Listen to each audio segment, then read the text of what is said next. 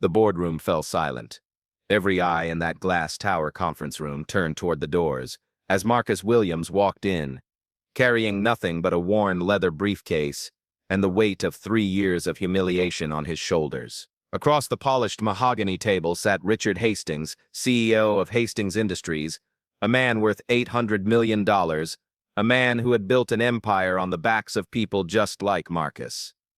Hastings leaned back in his chair, a cruel smile playing at his lip. "Well, well," Hastings said, his voice dripping with condescension. "The janitor returns. Tell me, Marcus, did you finally realize you're in over your head?" Marcus set his briefcase on the table. His hands were steady now, though they hadn't been steady in months, not since the day Hastings had stolen everything from him. "I'm not here to talk," Marcus said quietly. "I'm here to show you what justice looks like." The smile vanished from Hastings' face. What happened next would destroy a corrupt empire and make Marcus Williams one of the most celebrated inventors of the decade. But to understand how we got here to this moment of reckoning, we need to go back to where it all began. 3 years earlier, Detroit, Michigan, Marcus Williams was 32 years old, working the night shift as a maintenance technician at Hastings Industries' manufacturing plant. But Marcus wasn't just a maintenance worker. Every night after his shift ended at 6 a.m., Marcus would go home to the small 2-bedroom apartment he shared with his mother, Ruth, and his younger sister, Destiny, who was fighting leukemia. And every morning while his mother slept and his sister rested between hospital visits, Marcus would descend into the cramped basement workshop he'd built with his own hands. Because Marcus Williams had a gift. Since he was 12 years old, growing up in Detroit's East Side, Marcus had been taking things apart and putting them back together better than they were before. Radios, computers, anything with circuits and wires.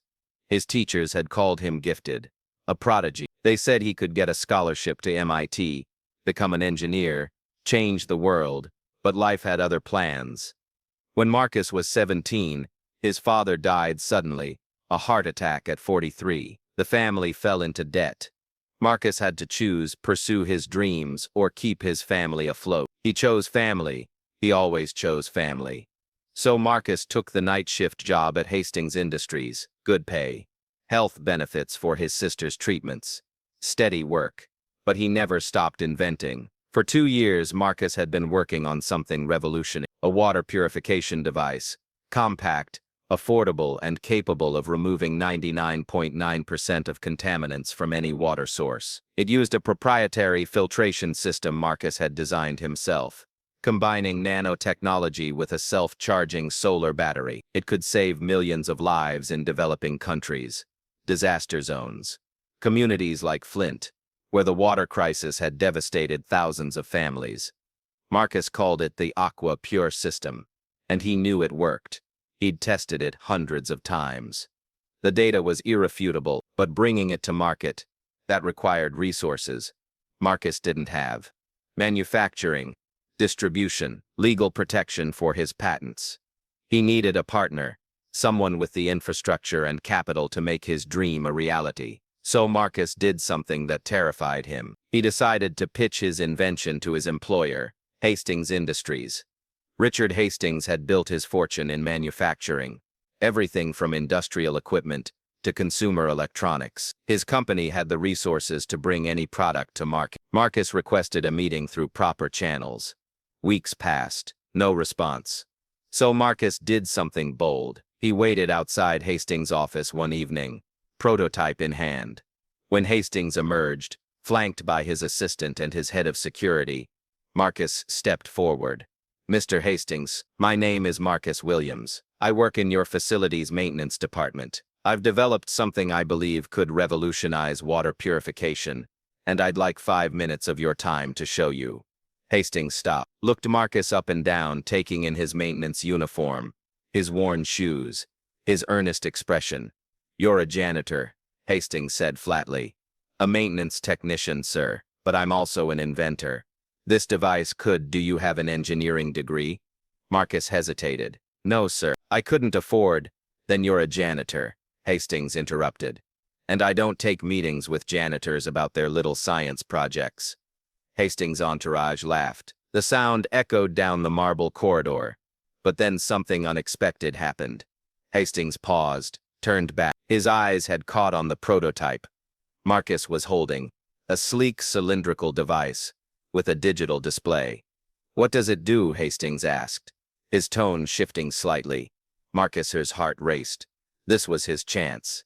"It purifies water, sir. Any water source, contaminated, brackish, even seawater, removes 99.9% of pollutants, bacteria and heavy metals. It's solar-powered, self-sustaining, and costs less than $50 to manufacture at scale." Hastings stared at the device. For a long moment, he said nothing.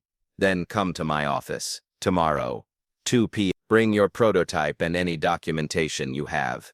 Marcus could barely breathe. "Thank you, sir.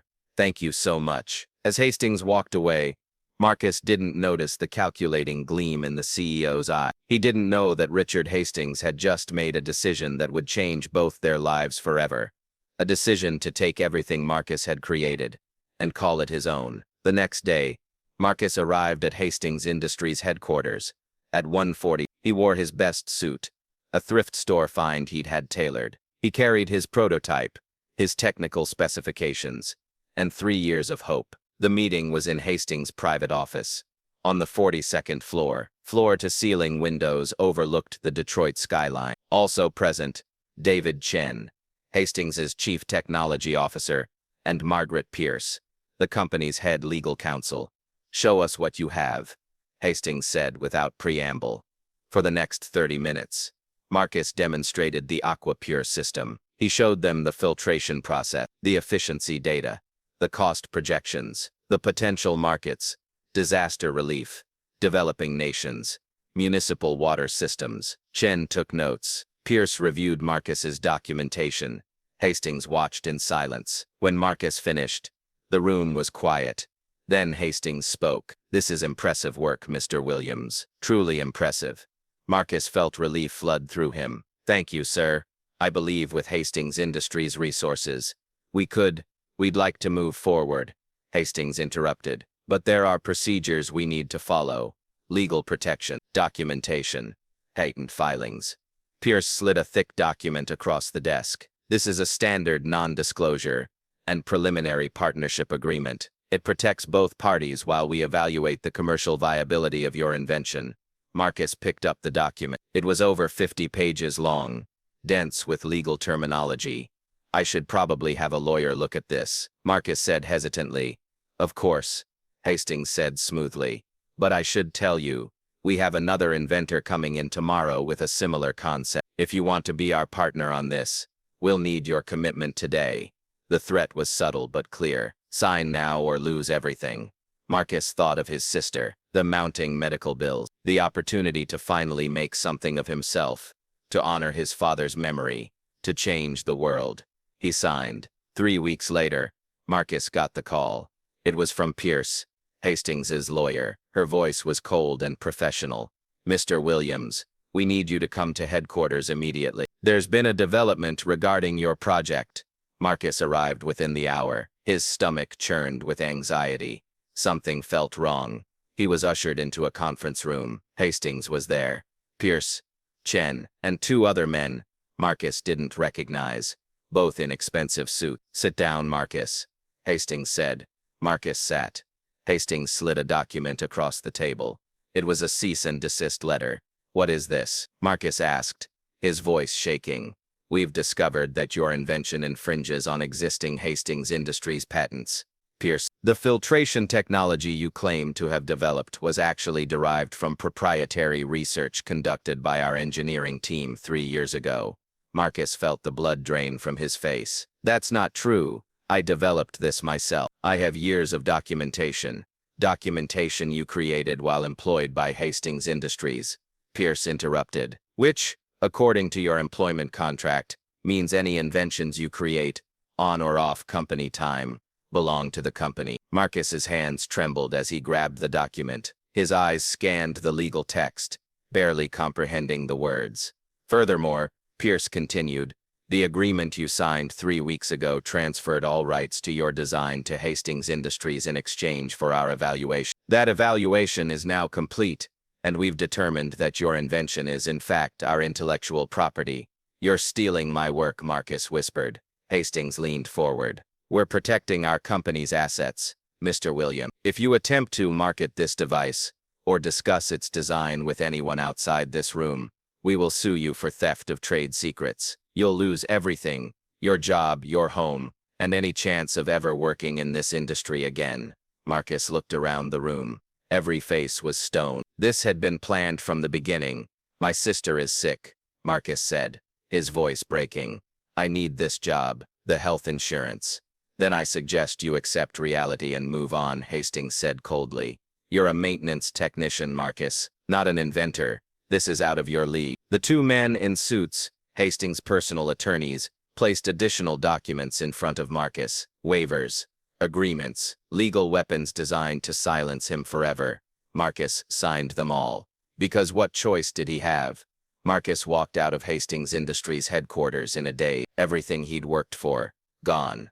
3 years of research, thousands of hours in his basement workshop. The dream of changing the world, of making his father proud, of saving lives, stolen by a man who saw him as nothing more than a janitor. That night, Marcus sat in his basement workshop, surrounded by his tools and prototypes, and wept. His mother found him there at 3 a.m. Baby, what happened? Ruth Williams asked, her voice filled with concern. Marcus told her everything. Ruth held her son as he cried. Then she pulled back and looked him in the eyes. Listen to me, she said firmly. That man may have stolen your invention, but he didn't steal your mind. He didn't steal your hands, and he sure as hell didn't steal your soul. What am I supposed to do, Mama? Marcus asked. He's got lawyers, money, power. I've got nothing. You've got the truth, Ruth said, and the truth always comes to light, always. Marcus wanted to believe her, but in that moment, crushed under the weight of injustice, he couldn't see. What Marcus didn't know, what he couldn't possibly know, was that Richard Hastings had made a critical mistake, a mistake that would cost him everything. 6 months later, Richard Hastings held a press conference. He stood behind a podium at the Detroit Convention Center, flanked by city officials and environmental advocates. Cameras flashed. Reporters filled the hall. Ladies and gentlemen, Hastings announced, I'm proud to introduce the H-Pure water system, a revolutionary water purification device developed by the brilliant engineers at Hastings Industries. He held up a device that looked almost identical to Marcus's Aqua Pure system. Same cylindrical design, same digital display, same technology. This device will provide clean, safe drinking water to communities in need around the world, Hastings continued. We're partnering with international aid organizations to distribute 1 million units over the next 5 years. The audience applauded. Marcus watched the press conference on his phone during his lunch break at the factory. He sat in his car, hands shaking, rage building in his chest. They'd stolen his work, put Hastings' name on it, and now they were being hailed as heroes. But Marcus noticed something during the press conference, something important. When a reporter asked Hastings to explain the technical specifications of the filtration system, Hastings fumbled. He gave vague answers, deferred to Chen, who also seemed uncertain. They didn't actually understand how the device worked, because they hadn't invented it. An idea began to form in Marcus's mind. Dangerous, desperate, but it was the only path forward he could see. Marcus needed help, someone who understood patents, intellectual property law, and corporate malfeasance. He found that person in an unlikely place. Jessica Torres was a patent attorney who ran a small practice in downtown Detroit. But 15 years earlier, she'd worked for one of the biggest law firms in the country, until she'd blown the whistle on a client who was stealing inventions from independent creators. She'd lost her job, her reputation, everything. But she'd rebuilt her career helping the little guy fight back against corporate theft. Marcus walked into her office with his documentation, his original prototypes, his research notes, time-stamped files showing years of development. Jessica listened to his story, examined his evidence, and then she leaned back in her chair. They screwed you, she said bluntly, but here's the problem. They did it legally. The contracts you signed gave them ownership of your work. Marcus felt his hope crumble. So there's nothing I can do. I didn't say that, Jessica replied. The contracts are valid, but they were obtained under false pretenses, Hastings lied to you. He claimed his company had prior patents. We can challenge the contracts if we can prove they committed fraud.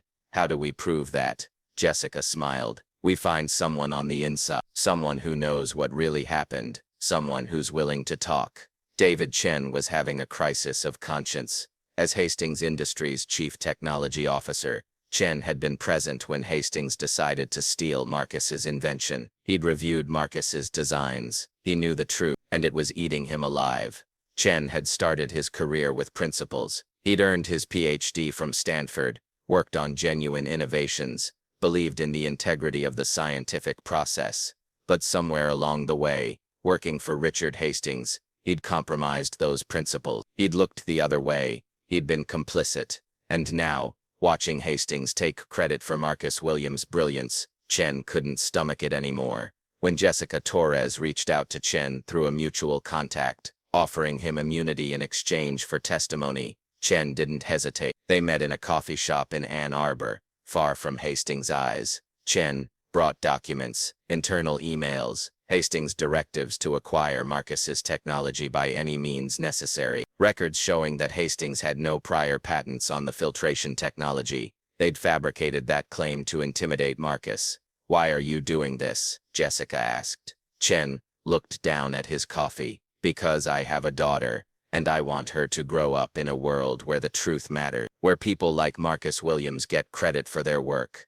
With Chen's testimony and documentation, Jessica had what she needed, a case, but filing a lawsuit would trigger an immediate response from Hastings' legal team. They'd bury Marcus in motions, depositions, delays. They'd drag the case out for years, drain his resources, destroy him financially. No, Marcus needed something more powerful than a lawsuit. He needed to expose Hastings publicly, irrefutably, in a way that couldn't be suppressed or spun by expensive lawyers. And Marcus had an idea for how to do exactly that. Hastings Industries was hosting its annual shareholders meeting in 3 months. It would be held at the company's headquarters, attended by hundreds of investors, board members, and media representatives. Richard Hastings would present the company's achievements for the year, including the launch of the H-Pure water system, which was generating millions in revenue and international acclaim. Marcus had a different presentation in mind. With Jessica's help, Marcus filed a formal complaint with the Michigan Attorney General's office, alleging fraud and intellectual property theft. The AG's office agreed to investigate, but the investigation would take time. Meanwhile, Marcus prepared for the shareholders' meeting. He rebuilt his prototype from memory, meticulously documenting every step. He compiled his evidence, time-stamped files, research notes, photographs of his basement workshop, with dates clearly visible. He created a presentation that would lay out the entire story, how he'd invented the AquaPure system, how Hastings had stolen it, how the H-Pure system was nothing more than his design with a different name, and he practiced. Every night after work, Marcus stood in his basement and rehearsed what he would say, refining his words until they were perfect. But Richard Hastings wasn't sitting idle. Somehow, he learned that Marcus was building a case. Maybe someone in the AG's office leaked information. Maybe Hastings had private investigators watching Marcus. Either way, Hastings struck first. 1 week before the shareholders' meeting, Marcus received a letter from Hastings' attorneys. It was a lawsuit accusing Marcus of harassment, defamation, and attempted corporate sabotage. The lawsuit was frivolous. It would never hold up in court. But that wasn't the point. The point was intimidation. The point was to scare Marcus into silence. The letter also contained a personal message from Hastings. Marcus, you're out of your depth. Drop this vendetta before you lose everything. Your job, your family's home, your sister's health care. I'm offering you one chance to walk away. Take it. Marcus sat at his kitchen table, the letter trembling in his hands. His mother was at the hospital with Destiny, who'd been readmitted for another round of treatment. The medical bills were crushing them. If Marcus lost his job, if Hastings followed through on his threats, Destiny wouldn't get the care she needed. Marcus looked around the small apartment, at the photographs of his father on the wall, at the awards Destiny had won in school before she got sick. And he thought about what his father used to tell him. Sometimes, son, doing the right thing costs you everything, but the cost of doing the wrong thing is your soul. And you can't put a price on that. Marcus picked up his phone and called Jessica. I'm not backing down, he said. The week before the shareholders' meeting, Marcus barely slept. He perfected his presentation, triple-checked his evidence, made backup copies of everything, and stored them in multiple locations. Jessica worked her contacts in the media. She reached out to investigative journalists, bloggers who covered corporate corruption, anyone who might be interested in exposing Hastings. David Chen provided additional documentation, financial records showing that Hastings had fast-tracked the H-Pure system without the usual testing protocols, emails proving that Hastings knew the technology was stolen. Everything was falling into place. But there was one more obstacle: security. Marcus didn't have an invitation to the shareholders' meeting. He wasn't an investor. He wasn't press. He was just a maintenance technician. How was he supposed to get into that boardroom? Jessica had an answer. "You work there," she said.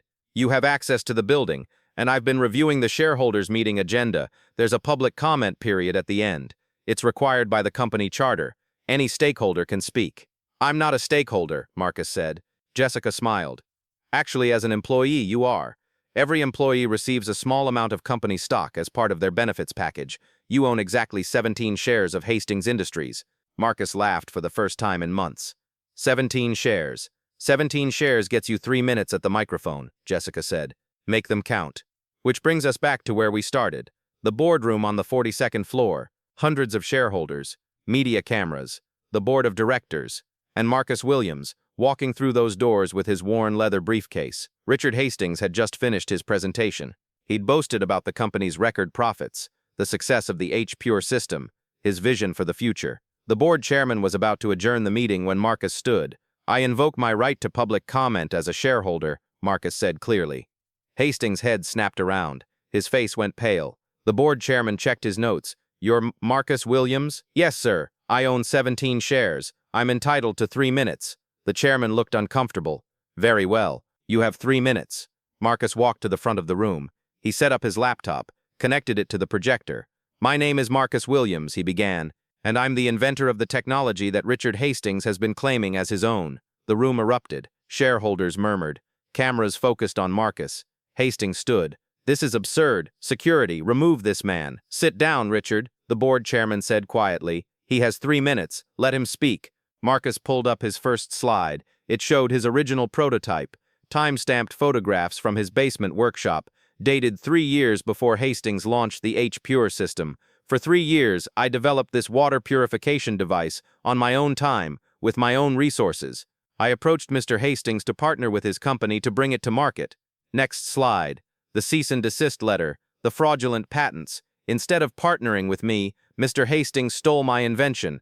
He forced me to sign contracts under false pretenses, claiming his company owned prior patents on the technology. Those patents don't exist. He fabricated them to intimidate me into silence." Hastings was shouting now. "This is defamation. I'll sue you for everything." "You already did," Marcus said calmly. He pulled up Hastings' threatening letter on the screen. "You tried to silence me with lawsuits and threats. You tried to intimidate me by threatening my family. But here's what you didn't count on, Mr. Hastings." Marcus pulled up his final slide. David Chen's testimony, the internal emails, the financial records. You didn't count on having a conscience in your own company. You didn't count on people like David Chen, who documented everything you did. You didn't count on the Attorney General's office opening a criminal investigation into your fraud. The room fell silent. Marcus looked directly at Hastings. "And you didn't count on the fact that you can't break someone who has nothing left to lose. You took my invention. You took my dream. But you couldn't take my truth." The aftermath was swift and brutal. Within 24 hours, the Attorney General's office issued subpoenas for Hastings' records. The FBI launched an investigation into corporate fraud. The board of directors placed Richard Hastings on immediate suspension. David Chen was named interim CEO. Media outlets across the country picked up the story. Millionaire CEO steals invention from factory worker. David versus Goliath, Detroit inventor takes down corporate giant. Marcus became a symbol, not just of one man's fight for justice, but of every person who'd been crushed by power and wealth. 2 months later, criminal charges were filed against Richard Hastings. Fraud, theft of intellectual property, racketeering. The evidence was overwhelming. Hastings' lawyers fought hard, but they couldn't fight the truth. He was convicted on all counts, sentenced to 7 years in federal prison, ordered to pay $50 million in restitution to Marcus and other inventors he'd stolen from over the years. Hastings Industries board formally apologized to Marcus. They returned full rights to the AquaPure system. They offered him a position as Chief Innovation Officer with a 7-figure salary. Marcus accepted. Not for himself, but for everyone who'd been told they weren't good enough.